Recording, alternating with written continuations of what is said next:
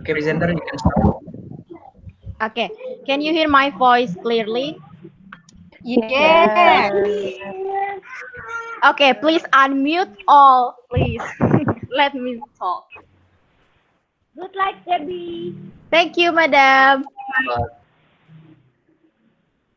Cek Nas.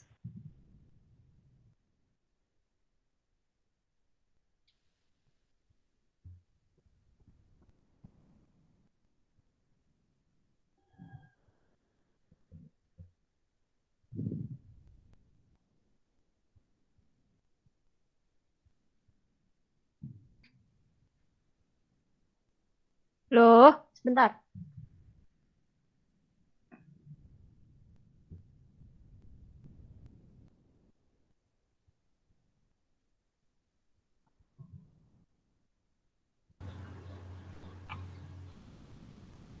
Bisa nggak, Gem?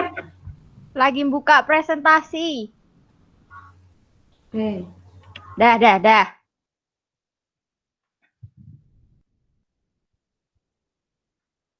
Okay, can you see my slide? Yes, Yes. Gaby. Yes, Debbie.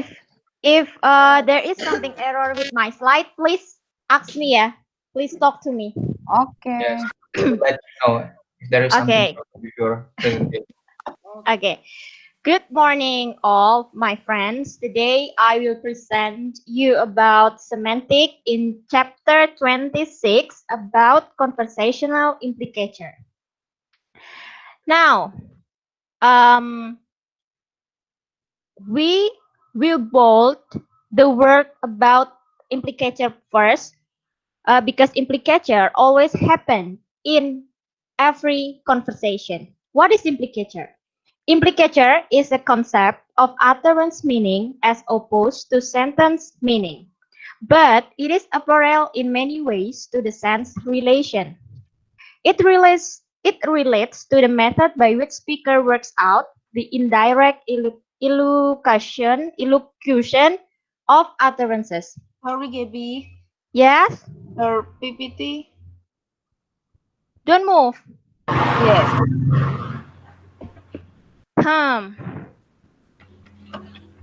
Oke, sebentar. Gini? Can you see? No. No? Okay, wait.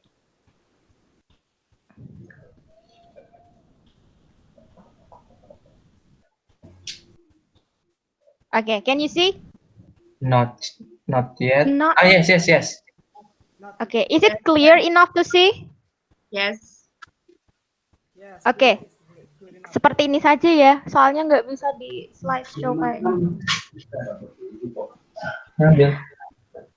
Okay. Okay, I will continue. It relates to the method by which speaker works out the indirect illocution of utterances. Why I highlighted the indirect illocution here because implicature may happens or may appears in double meaning.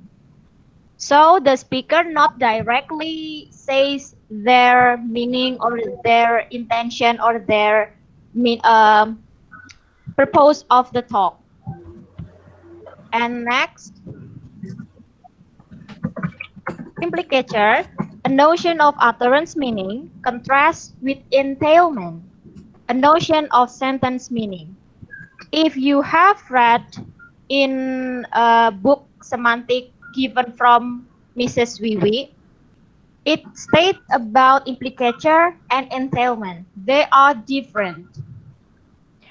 So I will explain the differences about implicature versus entailment.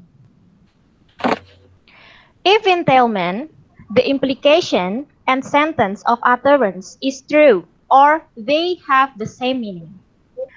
Asemantically entails B if every situation that makes A true also makes B true, or all words in A and B are true. In Levinson in 1983, it means that when you say or state A, it means that involving or relating to the be. It contains the true meaning. There is no ambiguous meaning or maybe more than one meaning. So the hearer can catch easily what you have proposed. For example, like this: I killed Cock Robin, and Cock Robin did not die. There is no other intention, right? Because the speaker state that he killed Cock Robin and Cock Robin did not die. That's just all. And then for the second example, Marco is name of my dog. Marco is there is no another indirect elocution or another implication because this is Marco. Marco is only my dog. There's no other name, I guess. There's no other name, so the hearer will not be misunderstood. And the last is the car belongs to Alibaba. It means that this car only belongs to Alibaba, not other person or woman or human. And if implicature is the opposite of the entailments, it often happens in not literally what the speaker means, or it has indirect elocution. It means indirect meaning. Not only what was said, but also what the speaker is trying to achieve, deliver, convey, or share. For example, like this. When Laila offered Majnun, would you like some coffee? The answer should be, oh yes, please, if you want it to, or no, thank you, if you reject it. But Majnun here um, deliver utterances that implicate something behind that. I have an early morning class tomorrow. So the implicator is he reject Laila coffee drink offer. And then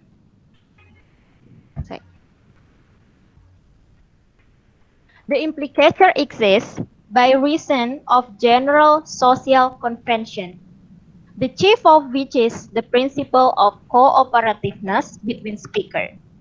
That's why cooperative principle appears, the overriding social rule which speakers generally try to follow conversation. So, um, to make the hearer easily catch the meaning or easily understand what you will utter, the speaker should focus on the cooperativeness. So here, the cooperative principle can be said simply as be a helpful way to your hearer as you can. This is the example of the cooperative sentence, and that will help your hearer to understand what the implication of your utterances. For example, like this: customer in stationery shop asks, "Could you tell me where I could buy some felt tip pants?" And then the shop girl will answer, "Yes, you could get some in the second rack." And then if you say uncooperativeness, it will like the example. Now tell me the truth. Who put the parent in the bathtub? And the answer is from the son. Someone put it there. The mother um still don't know who put the parent in the bathtub because her son only answer someone put it there. Someone who it could be the member of the family or maybe their neighbor or maybe the stranger. It is unclear. And next, about the components of conversational cooperativeness. In semantic book, our semantic books as a guidance, the main guidance of this course, there are only three components to make conversational cooperativeness. The first one is that relevance, informativeness, and clarity. Relevance, it means that you keep the topic of the conversation. There is a relation from previous topic to the uh, now topic that you were talking about with your partner. And the informativeness, it means that you tell the hearer just what he needs to know, no more and no less, not beat about the bush. And then the clarity, it means that you speak in a way that the hearer will understand. It should be clear, so it will not make an ambiguous meaning or implicature. And now, implicature exists by reason of general social convention, the chief of which is the principle of cooperativeness between the speaker. The idea of implicature, which links logic and conversation, was developed by philosopher Paul Grice. We know about Paul Grice, found about cooperative principle that are really complete. If in semantic book there are only three components, Paul Grice explained about several maxims to help the speaker deliver what is it, good implicator, so the hearer can catch the meaning clearly. There are several maxims in cooperative principle. First one, maxim of quality.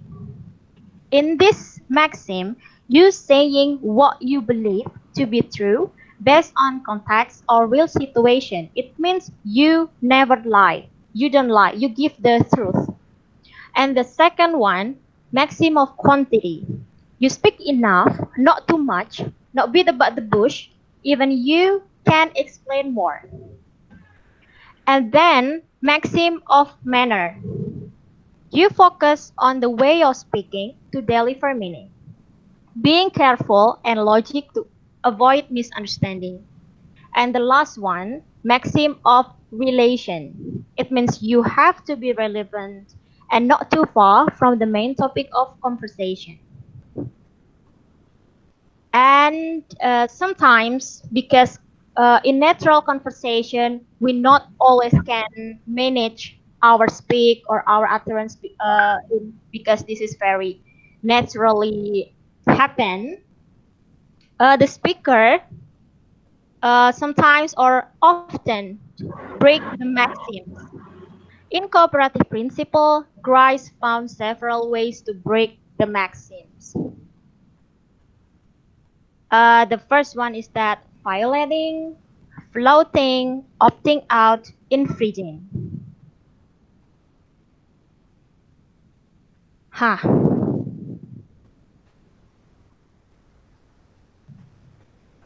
This is the example of the violating maxims. Violating, it means that we break the maxim by hiding the truth or not letting the hearer know it. If we violate the maxim of quality, it means we lie. So the hearer doesn't understand or know or catch the meaning of the implicature. So in this violating maxim, like Bu Isi said before, we seems to hide something, the true implicator that we don't want our hearer know about it. For example, like this. Little Mariachi, why does my mom sleep for the whole day, Daddy? And Mariachi's papa said, oh, darling, your mom sleep for 1,000 years like Sleeping Beauty, my dear. Like this. In this utterance, Mariachi's papa lied to her beloved daughter. So we catch the implicator here. Mariachi's mom cannot wake up anymore because she's sleeping for 1,000 years like Sleeping Beauty. Human cannot sleep for 1,000 years. Mariachi cannot meet her mom forever because 1,000 years is too long for human life. It means the true implicator is Mariachi's mom is just dead. Why Mariachi's papa violating the maxim? Because he realized if he tried to explain the true condition about the dead, little Mariachi doesn't understand. And then the next is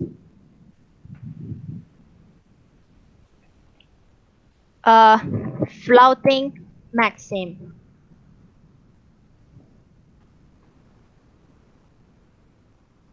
Flouting happens if the speaker is intending the hearer to infer some extra meaning about what is said.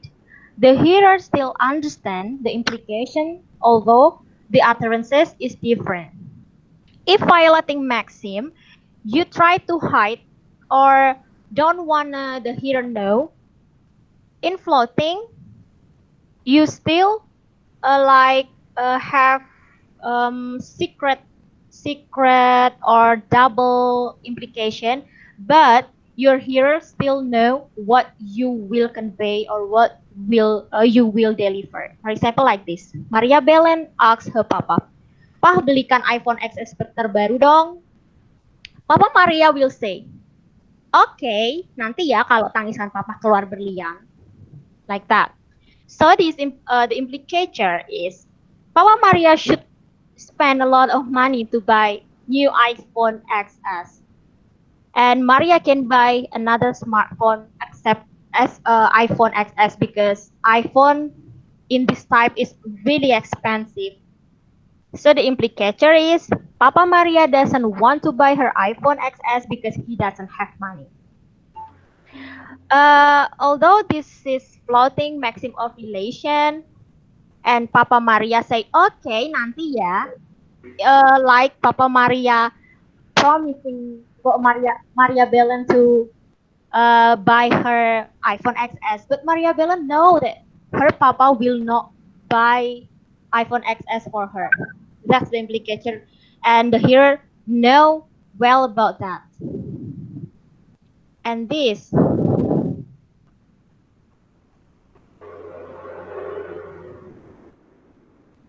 is the opting out.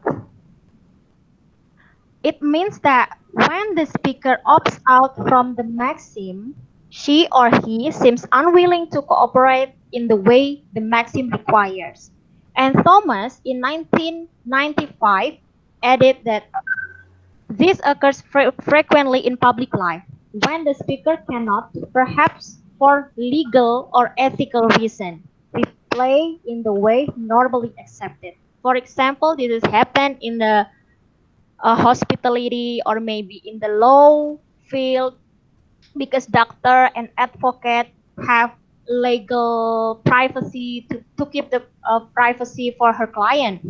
For example, if a doctor or a nurse is asked by the police or the press to reveal something about the patient that he or she is treating, he will reply like this. Oh, I'm sorry, but I can't tell you anything. I should keep my client or my patient privacy. So the implicator is the doctor or the nurse opts out the maxim when she prevented from answering. The doctor seems to be unwilling to cooperate due to the procedure of the hospital or for the sake of the secret information or something else. And then the last breaking the maxim is called infringing. Maybe we haven't heard before, but I will explain it. Infringing means that the speaker has an imperfect knowledge or performance of language. Furthermore, a nervousness, darkness, excitement may make impairment of the speaker's performance. In these cases, he or she does the infringement by Thomas in 1999. For example, like this. There is conversation between native English speaker and non-English speaker. The native said, "Would you like ham or salad on your sandwich?" And non-native will say, "Oh yes, yes, yes, yes." Like you when go to Bali, there is so many apa ya, pedagang. They can speak English but not really fluent. So only say like yes, yes, please, five rupiah, 100 rupiah, like that. Or you infringing maxim happens when you are talking with little children. Little children from native speaker maybe the children are the native, but they still can master the performance of the language better. So they cannot know about the grammar structure or the vocabulary comprehension well. So, but they understand what you say. And the last is the conclusion. Implicature is something about indirect meaning or indirect elocution in conversation. If one party cannot understand what is said or implicated, the information cannot be shared or exchanged. Paul Grice states cooperative principle by defining several maxims. They are quality, quantity, manner, relation to help speaker complete what they say and what they mean. But the conversational maxims can be broken by violating, floating, opting out, and infringing it. As the result, the implicature may hard to be caught or even missed. And then that's all for my presentation. If you have any questions, you can deliver it after Mbak Nurul explanation. Thank you.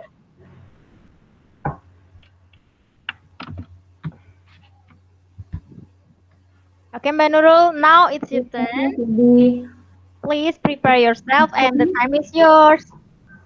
Thank you. Okay, I'm Nurul Septiani. I'd like to continue to deliver the topic about non-literal meaning, which is involved the idioms, metaphor, and the metonymy.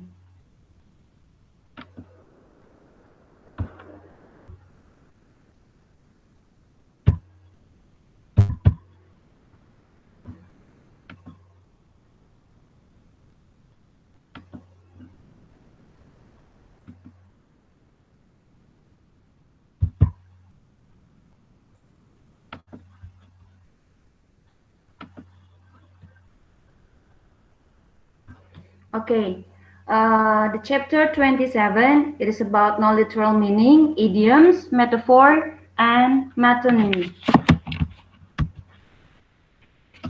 Non-literal meaning. Traditionally, literal meaning was taken to be semantic. There is context-independent, conventional, and primary.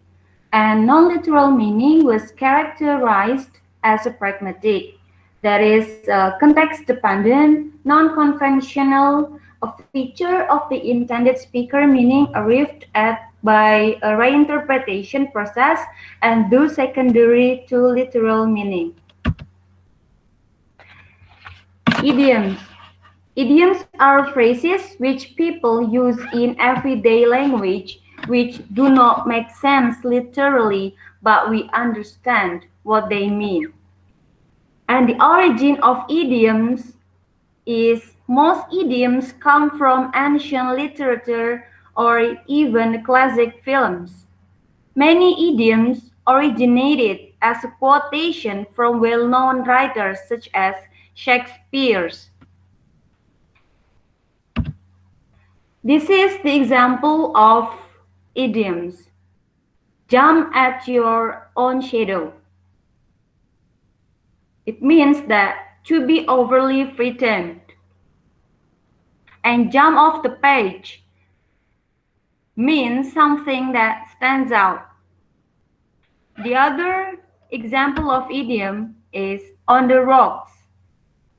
That has the meaning of a relationship experiencing a problem. Sorry. And lovey-dovey. It is making an extensive display of affection. And the other example of idioms is body idioms. Flesh and blood. The meaning is relative. Turn a blind eye to ignore something that you know is wrong. To jump down someone's throat means to react angrily to something that someone says or does.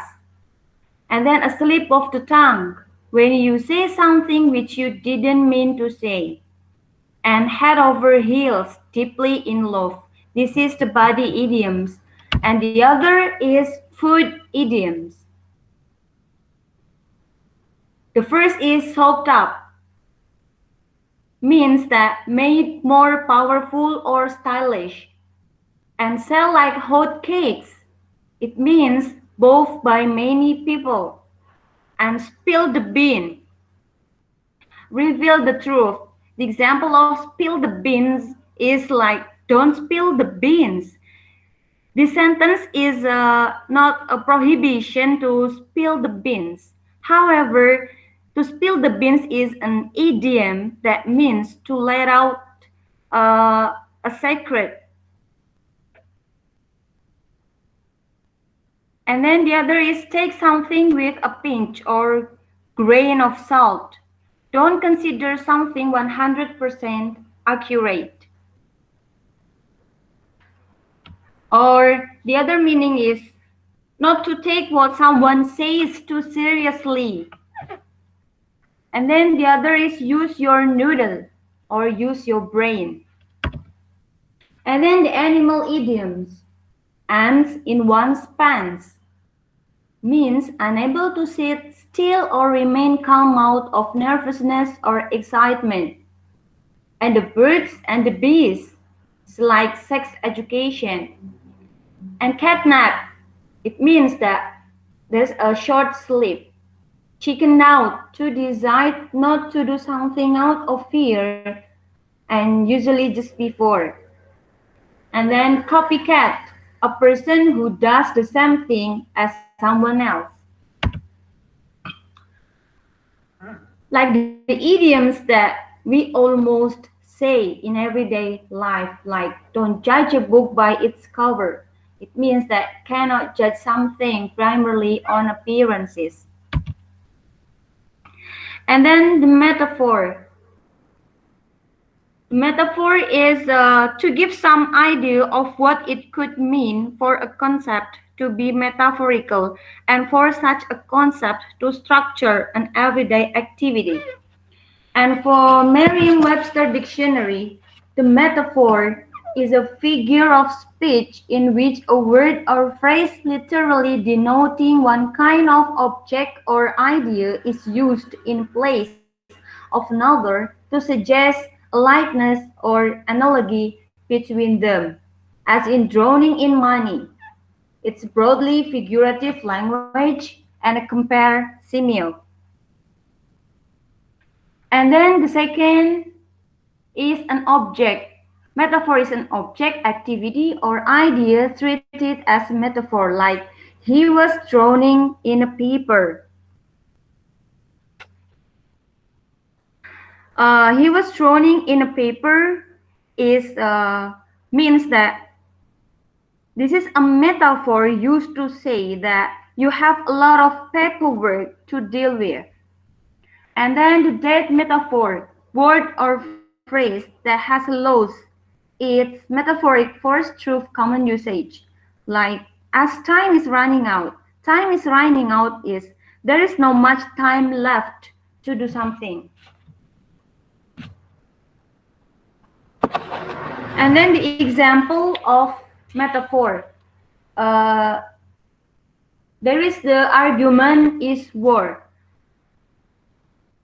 Let us start with the concept of argument, and the conceptual metaphor argument is war. This metaphor is reflected in our everyday language by a wide variety of expression. The argument is war. Your claims are indefensible. He attacked every weak point in my argument. His criticisms were right on target. I demolished his argument. So it is important to see that we don't just talk about arguments in terms of war. We can actually win or lose arguments. We see the person we are arguing with is an opponent. We attack his oppositions and we defend our own. We gain and lose ground. We plan and use strategies. If we find a position indefensible, we can abandon it and take a new line of attack. Many of things we do in arguing are partially structured by the concept of war. True, there is no physical battle, there is a verbal battle, and the structure of an argument attack, defense, counterattack, and etc. Reflect this. It is in the sense that the argument is war metaphor is one that we live by in this culture. It structures the actions we perform in arguing.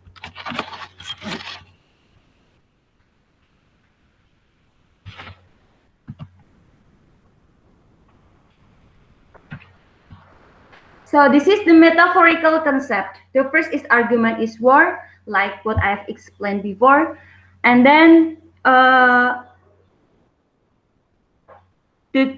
second point, the second concept is an example of what it means for a metaphorical concept. Just see that in the argument is war, it means that what we do and how we understand what we are doing when we argue. The essence of metaphor is understanding and experiencing one kind of thing in terms of another.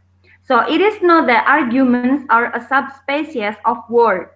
Arguments and wars are different kinds of things, verbal discourse, and aimed conflict, and the actions performed are different and talk about in terms of war. The concept is metaphorically structured, the activity is metaphorically structured, and consequently the language is metaphorically structured.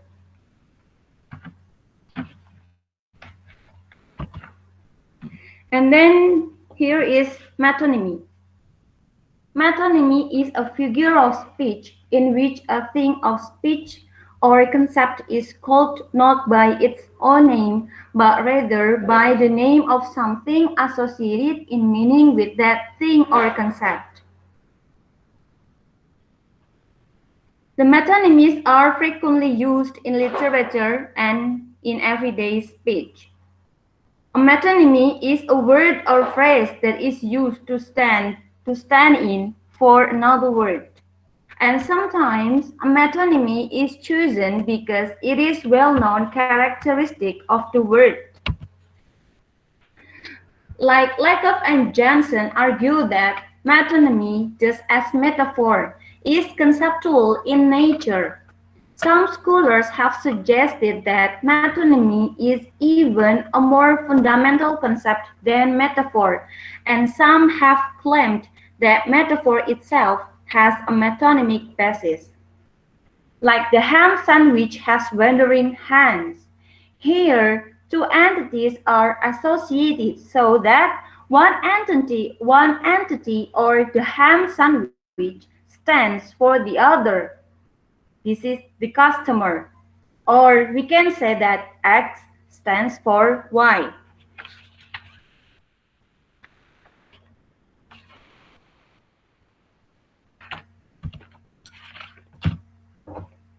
And then the examples. The pen stands in for the written word. And the sword stands in for military aggression and force. And the word Hollywood is used as a metonymy for the U.S. film industry because of the fame and cultural identity of Hollywood, a district of the city of Los Angeles, California, as the historical center of film studios and film stars. Using a metonymy serves as a double purpose. It breaks up any awkwardness of repeating the same phrase over and over, and it changes the wording to make the sentence more interesting. So here is the difference between metaphor and metonymy. First is metaphor. Metaphor is used for substitution. And then The metonymy is used for association, and metaphor can mean condensation, while metonymy can mean displacement. Metaphor acts by suppressing ideas, and metonymy acts by combining ideas. In a metaphor, the comparison is passed on the similarities, while in metonymy, the comparison is passed on contiguity. Okay, thank you very much for your attention. That is the end of my presentation.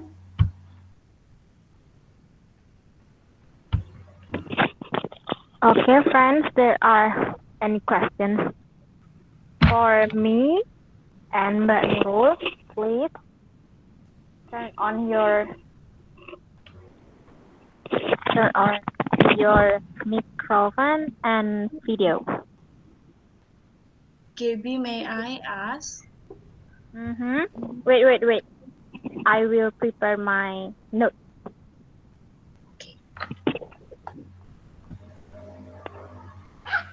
Okay, please, yeah. Okay. I am interested with your explanation, and I have a question. It is like a phrase that we mostly hear, like when a guy proposing to a girl, the guy will say, "Will you marry me?" Right? And then in Indonesian, what I heard, okay, mostly I heard in Indonesian, they will answer it by uh, saying, yes, I do. Mm. Okay, will you marry me? And then, yes, I do. Mm. If we look at into the structure, the answer is not correct because it should be, yes, I will, right? Mm. So my question here is this these two phrases considered as cooperative principle? I mean, does the conversation include in the cooperative principle or not? Mm. Or it's just a matter of the structure? I mean, yeah, it's just a matter of structure because will is answered by do. Clear enough? Okay. Let me make confirmation. So you focus on the use of structure based on the conversation. If the structure is not true or not proper, is it does it influence or give impact to the cooperative principle? Is that true? Yeah, Okay, yeah. yeah. Okay, I Kind of have right. noted your questions. Thank you. And Yeah, next. thank you.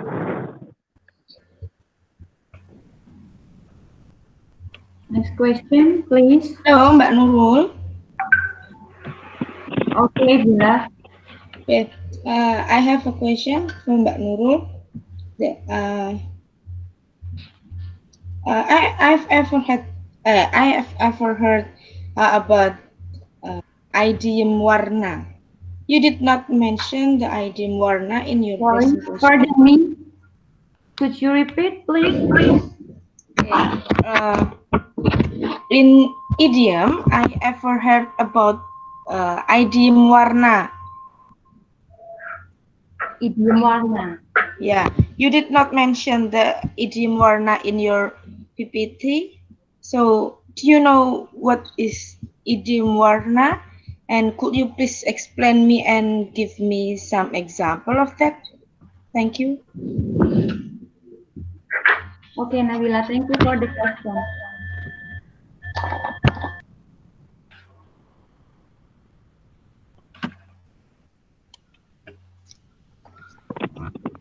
Hello, presenter. Yes, Ibu Muri. Yes, I'm interested with your presentation about cooperativeness. Gaby, I have an experience when I'm visiting a place, and then there is what is it? Many. I said that there is children they say to the sanctuaries and they say, "Excuse me, sir, buy me." But here they mean they alter her or his articles to be sold. And but for some cases, many of what is it? Many of the hearer understood about it. The question is when there is a misunderstanding between speaker and hearer.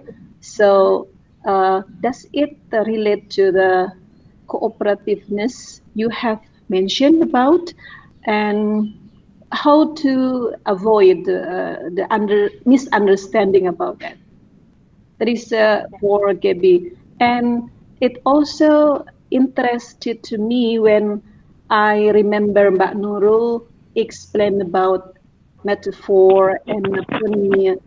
I have, what is it, in 10th grade of senior high school, there is a material about figurative language, and it relates to the material that you have mentioned. This is about how to analyze the lyric of the songs, whether this or the certain sentence, what is it, have or uh, include the metonymy, or maybe metaphor. I have a difficulties because they, what is it? They need some context about that. So maybe you can share to me how to uh, ask them how to elaborate about the concept of the figurative language in some literature or some art or the product of literature. It can be novel or can be a song. Thank you. Okay, Bu. Thank you for the question. May I ask? Yes, Or it Rodian. only for question? Yes, please. Okay. Maybe it is a little bit same with Ibu Mumbi, I think, but I don't know. It's according to you. It is for GB, but first I will say that it's very interesting presentation. My question is talking about the floating and violation. Is there any purpose for someone who doing floating or violation? And what if the other person doesn't understand the implicator of the speaker? When the party cannot understand what other people is said or implied, so the information cannot be shared or exchanged. So isn't the purpose of the conversation is to understand the purpose of the what the speaker said. So what is your opinion about it? Uh, you get it? Let me repeat it. Okay. So median question is about the purpose. Is there any purpose of doing breaking maxim, Mm-mm, especially violating and faulting, right? okay. Yes. And then the second question, if there is misconception and misunderstanding Mm, in conversation, yeah. what is about my opinion, because I explain about cooperative principle, right?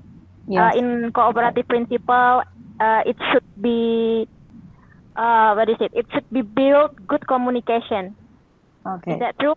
Yes. Okay. Yes. Yes. You're right. Okay. Thank Okay. you, Mbak Thank Diana. you. Okay. Is there any question? No. If no, Mbak Nurul and I will prepare the answer for you guys. Please wait for a minute. We will try to give the best answer. Yes.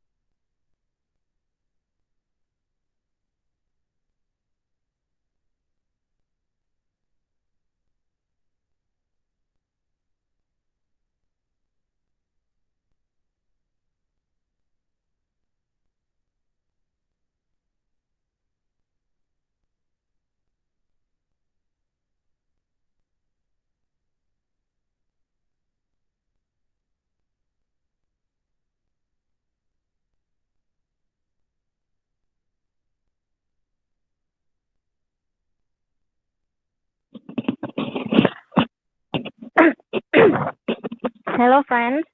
Uh, we are back. Are you still there? I will trying to answer the Yes. first questions from Tia. Tia, where are you now? Oh, I'm here. I'm here, Gabby. Okay, thank you.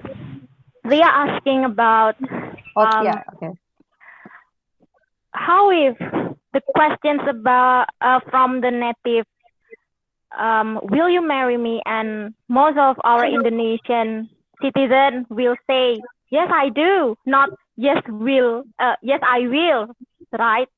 And I think like this. If we talk about cooperative principle in conversational implicature, it means that we understand and we master the target language because the cooperative principle is about the strategies. Like I explained before about Paul Gry's maxim strategies.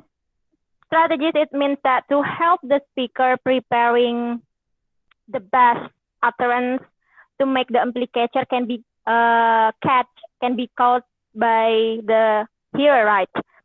So in these cases, I think it's not really important. Grammar in SFL, Bu Helena ever explained about spoken and written. Written is really strict because we focus on the grammar, right? Grammar structure is God of everything. But in spoken, we will more free. We will can use expression, can use gesture and anything. So it's not really apa ya mengagetkan if you will miss a little bit of grammar. This is also happen in SLA, second language acquisition, that we learn about under user monitor and then over user monitor. In this section, will you marry me? And the woman will reply, yes, I do. The woman may be the under user monitor because they fluent speaking in English, but she may ignore little bit grammar error, grammatical structure. So the focus in spoken language to make the cooperative principle or to deliver the conversational implicature is just the meaning. When every parties understand and get the meaning in the conversation, it doesn't matter, I think. Okay, Mm-hmm. I got the idea. So what you Mm-hmm. mean is no matter the structure it is, I mean it can be Mm-hmm. accordance with the structure. It can be not accordance with the structure, but as long as the speaker and the hearer understand each other, it is still considered as cooperative principles.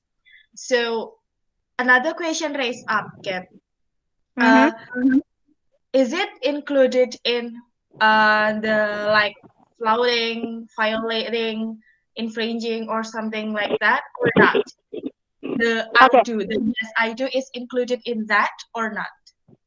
Um, I think no, because this is very clear, right? Like I said before, when we talk about cooperative principle strategies, it means that both of parties master the language. It doesn't matter about the offer user or maybe under user about the grammatical. Grammar is still important, but not really used in the in for spoken. Or not the Uh, main point in the spoken? yes. Yeah, yeah, mungkin When maybe just like in debate, yeah, just like in debate, in which yes. the viewers mostly don't care about how um they don't care whether the grammar is correct or not, as long as they can deliver the point, they can deliver the gist of their ideas, then it is considered as cooperative principle because the hearer can understand and the speaker can speak clearly about what's on their mind. Is it the same like that, Gabby? Exactly. When you watch debate videos from YouTube or the direct debate, you will catch many people will ignore the grammar, like it should be used is, but they use are, or it should be used article, they don't care about the article, just say it. And in debate, all the participants master English, right? They understand each other.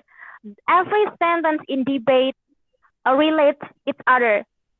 It's use strategies of maxim like quality, quantity. They not give bit about the bush, right? As long as they catch the implicature, it doesn't matter. I think that's my opinion. Okay, Is that yeah, clear? it's clear. Okay. So operative Okay, principle Tia, you're welcome. care about the structure as long as the speaker and the Mhm. hearer understand each other, then uh, Mhm. it's considered as operative principle. Like that, right, Abby? Yes, but grammar is still important, yeah. Yeah, Okay, yeah, yeah, yeah. if It is so you important. say not Yeah, grammatical in grammatical structure, it will be you will infringing the maxim, like I said yeah, before, right? yeah. It's Okay, just it's not the main point, but it is still important. okay. Thank Thank you, you, guys. Dia. Thank you so much. Sama-sama. Mbak Gaby, halo, Mbak Gaby. Halo, Bu Muri. Yeah, Iya, yeah. May I discuss about this, ya. about the utterance which Tia asked?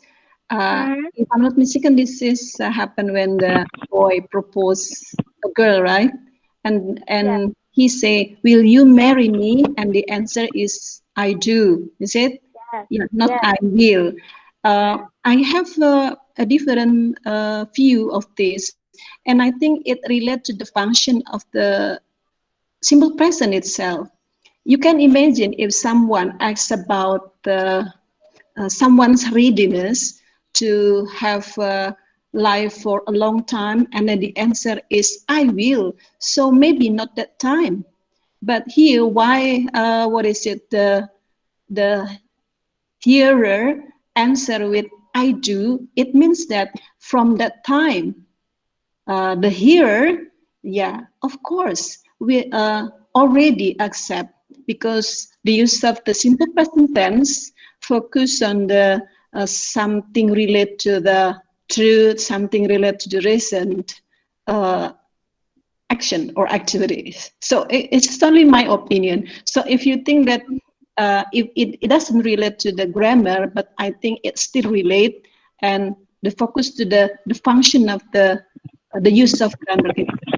Yes, thank Oh, you. so it's like saying that the woman is ready from that time until later, like that, Yeah. Bumuri. Yes. Yes. Uh, Yeah. Yeah. Thank you for the additional information. You're Okay, welcome. okay, Bu Muri, thank you. And I do agree with you because we know that natural conversation will not happen as we hope, right? But in the cases like, will you marry me? And the woman, yes, I do. I think there is a little bit culture, right? Culture, it means that in Indonesia, it will say I do, but maybe in the Western people, they will, yes, I will. Jadi udah kebiasaan gitu loh di Indonesia jawabnya yes I do gitu. Iya nggak sih? Culture just like congratulations for your graduation. We will Yeah. say congratulations, something Yeah. like Yeah. that. Padahal mereka tuh tahu gitu loh, strukturnya kan udah banyak kan ini diajarin di sekolah-sekolah, misalnya di depannya does, jawabannya yes he does gitu, Yeah. atau di depannya yes is bla bla bla bla, jawabannya yes he is, kayak gitu. Itu kan udah pakemnya. Cuman Yeah. because this is a little bit cultural thing, jadi It seems orang-orang like kayak lebih ke interact ke okay yes I do kayak gitu loh. Yeah. Yeah. Dan It's kalau really habit. pertanyaan lainnya, will you go to the cinema with me? Itu jawabannya yes I will. Yes, Tapi kalau I untuk will you marry me itu jawabannya yes I do. Most of people in Indonesia do that. That's ridiculous. Yeah. Just like the one I said, congratulations. I mean, in English there is no congratulation, but we make the words to make it short in congratulations for your graduation. I think it's almost the same with the Mhm. yes type too as well, right? Yes, okay. Yeah, it's Thank you, Bu interesting. Muria. That's Yeah, you're very welcome, good Gabby. addition. And I will continue to answer. Or maybe Mbak Nurul, have you prepare yourself or we take turns to answer the questions? Yes, KB. Mbak I'm Nurul going will answer? to answer Nabila's question first. Okay. So Nabila asks about idiom warna. Yes, Mbak Nurul. Okay, so I give you the definition first. The idiom warna is like language expressions in the form of a combination of words or phrases whose meanings are integrated and cannot be interpreted with the meanings of the elements that form them or are similar to words. And idiom warna is actually can be said as a kind of idioms, like as I have explained before in my presentation, that there are body idiom and then food idiom and animal idiom. So there is also color idiom.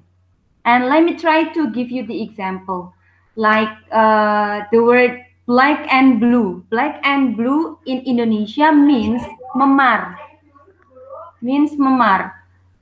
And then like black and blue is memar, and the other example is of color. Of color in English is means memar. Same with black and blue. So it includes in idiom warna. Get the point, Nabila? Oke, Mbak Nurul. So the idiom warna is the word that combine with color, Color. like that. Jadi kayak idiom, body idiom itu ada idiom di dalamnya itu ada unsur tubuhnya, unsur ya kayak apa trough kayak gitu, tenggorokan, move dan sebagainya. Itu dibuat idiom. Oh gitu ya, Mbak. Ada yang lain nggak selain itu, misal warna kalau Ada, yang ada. Give you one Reddit. A butterfly in my stomach. There is animal inside our human body stomach. Is that true, Mbak Nurul? Apa itu, Gap? Salah.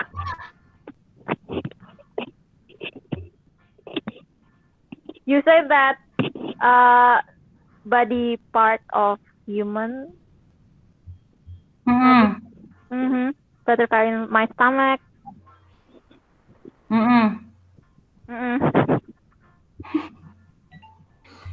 Putus-putus jaringannya. Okay. Oke, thank you ya Mbak Nurul. Oke, Bila, thank you. Okay, B? Yes. Would you give the additional explanation? About. No, I'm still learning about what your topic actually.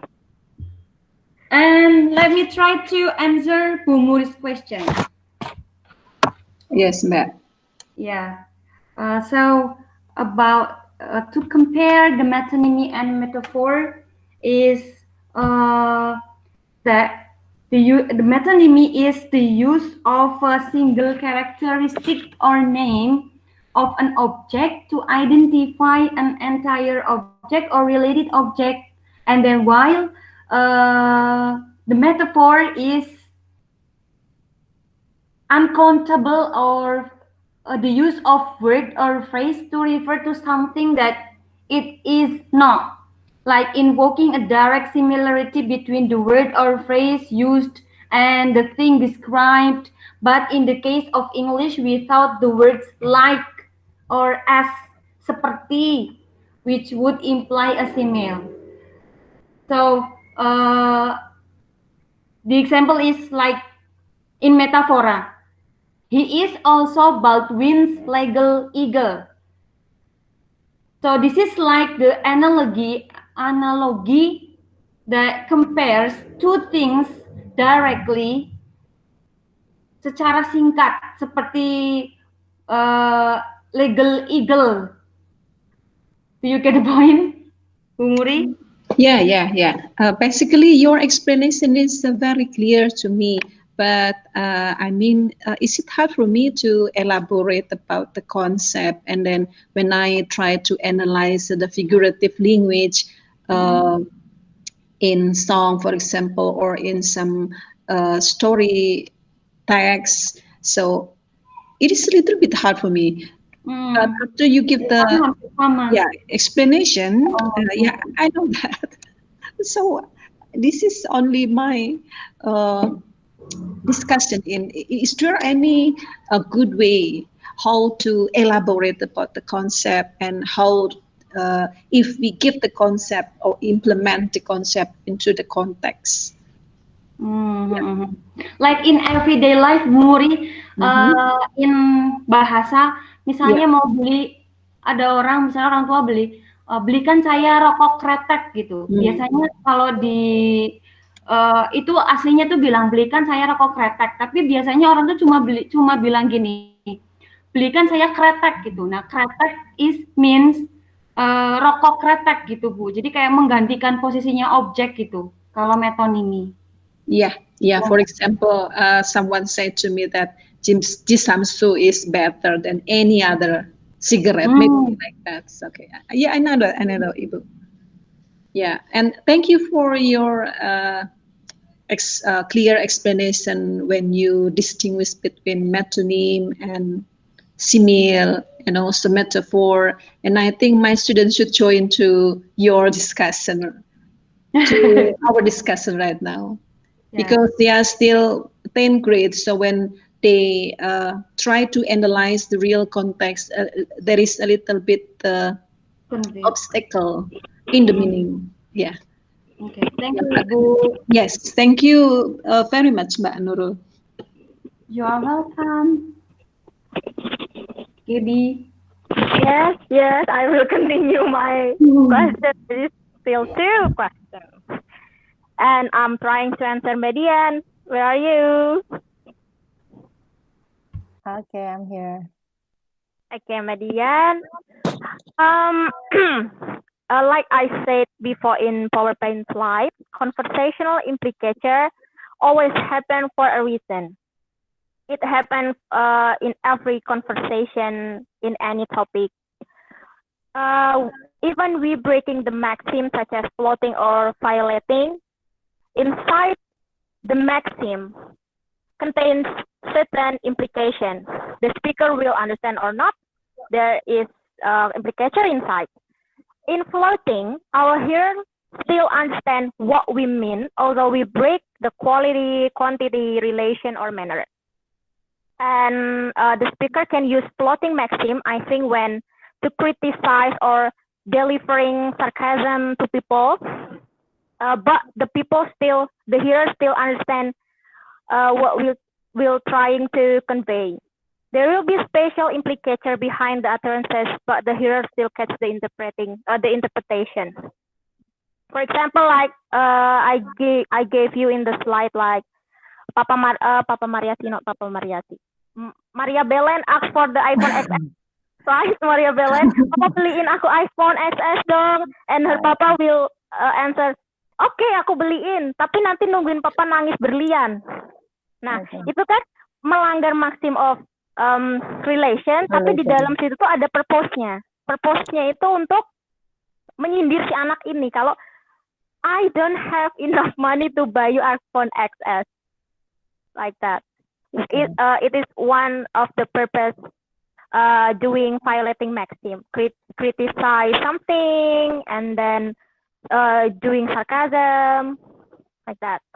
So, okay, so it means that every sentence that we utter have purpose, right? Yes. And then it's doing in conscious and then awareness. Yes, and then for the violating maxim, because we try to hide something, right? Like I said before, and Bu Isi explained before, it means that we keep secret of the truth. We don't want other people know about certain information. It means that we lie. The purpose is we give what is it? We try to keep something because we don't like the person maybe, or we want to get rid of situation. So we will violating the maxim. For example, like this. I will ask Mbak Dian, ini Mbak Dian gajinya berapa sih sebulan sih? Kayak gitu. Nah, terus Mbak Dian gini, oh itu kan privasi aku, kenapa aku harus mengungkapkan itu ke kamu? Mesti Mbak Dian bilangnya gini, ya cukuplah buat foya-foya. Itu kan, oh berarti aku kan nggak tahu pasti nih berapa salary-nya Mbak Dian. Atau another example like this, we want to hide something from someone. Someone will ask me, GB, where have you been? Because I don't want the hearer know where I have been. So I will answer like this. Okay, I'm here. What's wrong? Just like that. Not answering the question, right? Yeah, betul. The purpose is we try to keep secret. Yeah. Okay. And for your next questions is about, what is it? I think conversation shouldn't be understandable all the time. If you do natural conversation, it will maybe there are a misconception, an ambiguous implicature, and every participant takes their part, their role, their wants as human being, because we know that human being has different viewpoints. But if you want to increase communicative competence, so of course all participants in conversation should be cooperative as they can. For example, like you try to focus on the Grice maxim, focus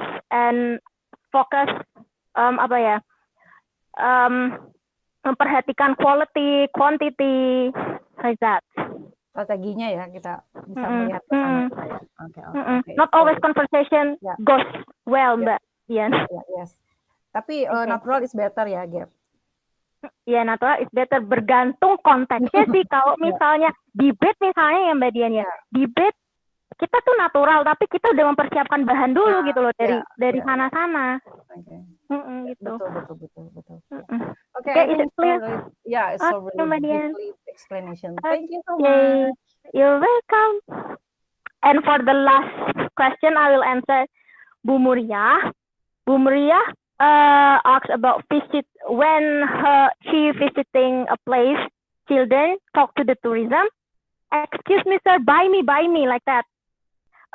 In Bali ya Bu Muri, or in Lombok, or many places, in many tourism. Some places. Yes. If there is misunderstanding, does it relate to cooperative principle? I guess no, Bu Muri, because I explained before, in cooperative principle, there is strategies like maxim, right? To build or to create the cooperativeness conversation. It means that all participants in conversation master the language, right? We understand each other. Bu Muri talk English, Gaby talk English. We can understand each other in the target language. But in these issues, in this situation, the children only know several words or maybe imitating another seller. Like, buy me, sir, buy me. But if we, the tourism or the strangers from the native English speaker ask the children to get in the conversation together, the children will not understand, Bu Muri. There is no cooperative principle there. Yeah, but the problem is when my students, they are not native, but they think that what happened with the girls and with the boy, Ibu? Yeah, but they understood about it. The problem is when the hearer doesn't understand about this language, and they didn't, what is it? I mean, they're not the direct hearer, but he know this is a little bit wrong. Yeah, I mean, misuse of the grammar or something like that. So So what do you think about if this utterance heard Mm-hmm. by the student or children who doesn't know, Oh, uh, there's yeah, who doesn't know about the language itself? okay. I think when our hearer doesn't have skill in language comprehension, or the children don't master the language, it will be a big problem in conversational implicature, right?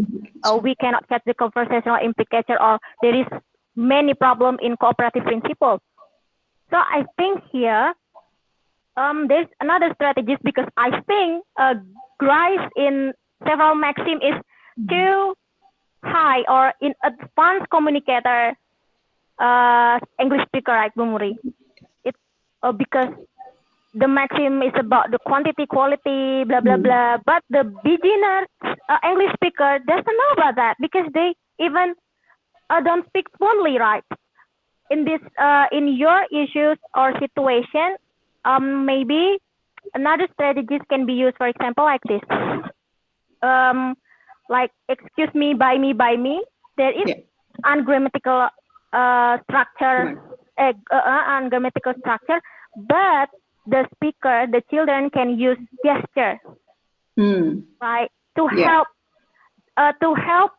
the tourism can catch the conversational implicature. For example, like this, buy me, sir, buy me. They must be get a pen, or maybe selling product, selling product.